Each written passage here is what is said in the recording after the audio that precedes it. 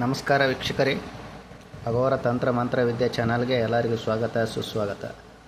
ಇವತ್ತಿನ ದಿನ ನಾನು ಹೆಂಡತಿ ನಿಮ್ಮನ್ನು ಸೇರದಿದ್ದರೆ ಅಥವಾ ಗಂಡ ನಿಮ್ಮನ್ನು ಸೇರದಿದ್ದರೆ ಯಾವ ತಂತ್ರ ಪ್ರಯೋಗವನ್ನು ಮಾಡಿ ಅವರನ್ನು ಸರಿದಾರಿಗೆ ತರಬಹುದು, ಅವರನ್ನು ನಿಮ್ಮ ಹಿಡಿತ ಅಂದರೆ ವಶೀಕರಣವನ್ನು ಯಾವ ಥರ ಮಾಡಿಕೊಳ್ಳಬಹುದು ಅನ್ನೋದರ ಬಗ್ಗೆ ಒಂದು ತಂತ್ರ ಹಾಗೂ ಮಂತ್ರ ಪ್ರಯೋಗವನ್ನು ನಾನು ಹೇಳ್ತೇನೆ.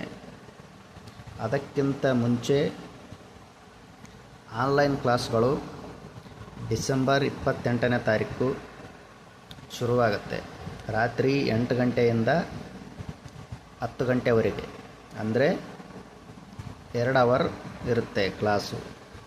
ಯಾರ್ಯಾರು ಜಾಯ್ನ್ ಆಗಬೇಕಂತ ಅಂದ್ಕೊಂಡಿದ್ದೀರಾ, ಯಾರ್ಯಾರು ತಂತ್ರ ಮಂತ್ರ ಯಂತ್ರ ಪ್ರಯೋಗಗಳನ್ನು ಕಲಿಬೇಕಂತ ಅಂದ್ಕೊಂಡಿದ್ದೀರಾ, ಹಾಗೂ ಯಾರು ಒಳ್ಳೆಯ ಗುರು ಇಲ್ಲದೆ ಅರ್ಧಕ್ಕೆ ನಿಂತುಕೊಂಡಿದ್ದೀರಾ ಈ ತಂತ್ರದಲ್ಲಿ, ಅಂಥವರು ನಮ್ಮ ಆನ್ಲೈನ್ ಕ್ಲಾಸಿಗೆ ಜಾಯ್ನ್ ಆಗ್ಬೋದು. ಪ್ರತಿಯೊಂದು ವಿಷಯಗಳನ್ನು ಅದರಲ್ಲಿ ಹೇಳಲಾಗುತ್ತೆ. ತುಂಬಾ ಸುಲಭವಾದ ಸರಳವಾದ ಪ್ರಯೋಗಗಳು ಇರುತ್ತೆ. ಆಮೇಲೆ ಕೆಲವೊಂದು ದೇವತಾ ಸಾಧನೆಗಳು ಸಹ ಅದರಲ್ಲಿ ಹೇಳಲಾಗುತ್ತೆ. ಯಾರಿಗೆ ಇಂಟ್ರೆಸ್ಟ್ ಇದೆ ಅಂಥವರು ತಪ್ಪದೇ ಜಾಯ್ನ್ ಆಗಿ.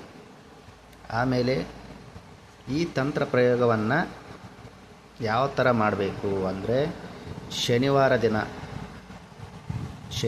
ದಿನ ನಿಮ್ಮ ಕೈ ಬೆರಳುಗಳ 10 ಉಗುರುಗಳನ್ನು, ನಿಮ್ಮ ಕೈ ಬೆರಳುಗಳ 10 ಉಗುರುಗಳನ್ನು ಹಾಗೂ ಕಾಲುಗಳ 10 ಉಗುರುಗಳನ್ನು ಕಟ್ ಮಾಡ್ಕೋಬೇಕು ಮೊದಲು. ಆಮೇಲೆ ಮರ್ಮಾಂಗದ ಮೇಲಿನ ಕೂದಲು, ಈ ವಿಚಾರದಲ್ಲಿ ಯಾರು ತಪ್ಪಾಗಿ ತಿಳಿದುಕೊಳ್ಬಾರ್ದು. ಯಾಕಂದರೆ ವಶೀಕರಣ ಗಂಡ ಮತ್ತು ಹೆಂಡತಿಗೆ ಸಂಬಂಧಪಡುವಂತಹ ತಂತ್ರ ಪ್ರಯೋಗ ಇದಾಗಿರೋದ್ರಿಂದ ಮರ್ಮಾಂಗದ ಮೇಲಿನ ಕೂದಲುಗಳನ್ನು ತೆಗೆದುಕೊಳ್ಳಬೇಕಾಗತ್ತೆ. ಸ್ವಲ್ಪ ಪ್ರಮಾಣದಲ್ಲಿ, ಭಾಳಷ್ಟು ತಗೊಳ್ಬಾರ್ದು. ಸ್ವಲ್ಪ ಪ್ರಮಾಣದಲ್ಲಿ ಕೂದಲುಗಳನ್ನು ತೆಗೆದುಕೊಳ್ಳಬೇಕು. ಕೈಗಳ 10 ಉಗುರುಗಳನ್ನು, ಆಮೇಲೆ ಕಾಲುಗಳ 10 ಉಗುರುಗಳನ್ನು ಕಟ್ ಮಾಡಿಕೊಂಡು, ಮರ್ಮಾಂಗದ ಮೇಲಿನ ಕೂದಲನ್ನು ಕಟ್ ಮಾಡಿಕೊಂಡು, ಒಂದು ಮಣ್ಣಿನ ಪರಾಣಿ ಅಥವಾ ಮಣ್ಣಿನ ಪ್ಲೇಟಲ್ಲಿ ಅಥವಾ ಒಂದು ಸ್ಟೀಲ್ ಬೌಲಲ್ಲಿ ಆಗಲಿ, ನೀವು ಅದನ್ನು ಕರ್ಪೂರದಿಂದ ಸುಟ್ಟು ಭಸ್ಮವನ್ನು ಮಾಡಬೇಕು.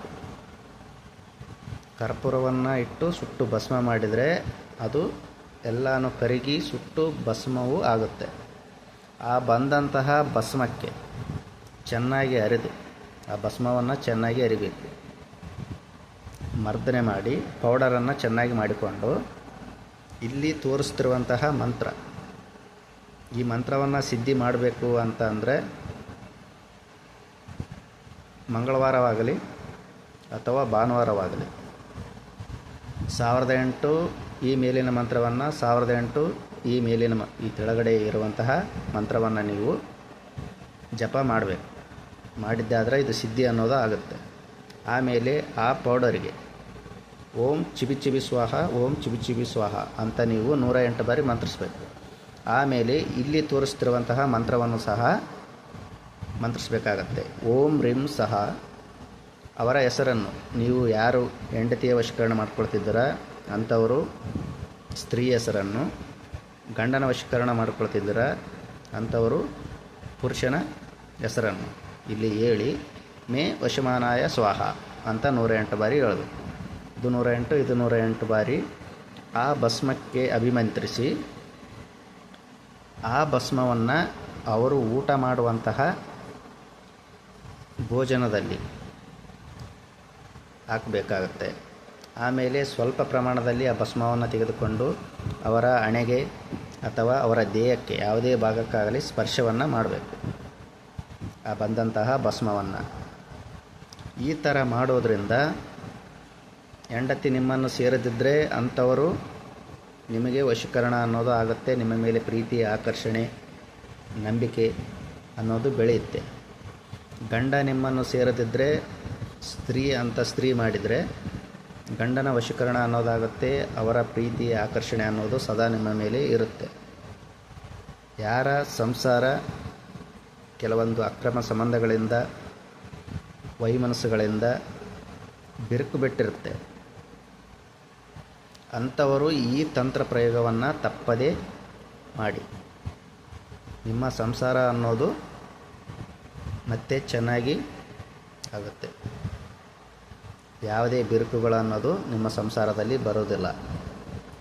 ಗಂಡ ಹೆಂಡತಿ ಮಧ್ಯೆ ಪ್ರೀತಿ, ಆಕರ್ಷಣೆ, ನಂಬಿಕೆ, ವಿಶ್ವಾಸ ಅನ್ನೋದು ಕೊನೆ ತನಕ ಇರುತ್ತೆ.